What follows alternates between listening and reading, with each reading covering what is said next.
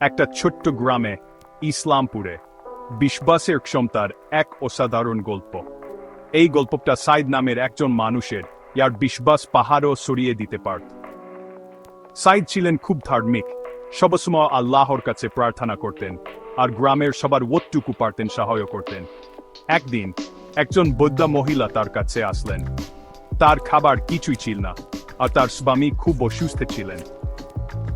সাইদ মহিলার কষ্ট দেখে বললেন, আমার কিছু টাকা জমানো আছে, আমি আপনাকে সাহায্য করব। তিনি তার সব জমানো টাকা মহিলাকে দিয়ে দিলেন, জেনেও তার নিজের জন্য কিছুই থাকবে না। তবুও তিনি বিশ্বাস করতেন আল্লাহ তার ব্যবস্থা করবেন।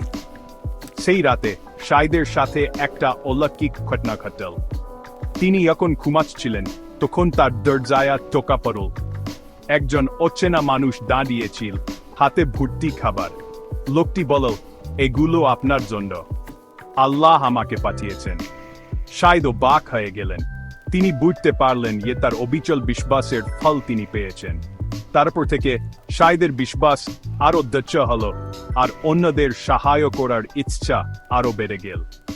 এই গল্পটি আমাদের শেখায়, আমরা এখন আল্লাহর উপর আমাদের বিশ্বাস রাখি, তিনি কখনো আমাদের নিরাশ করেন না।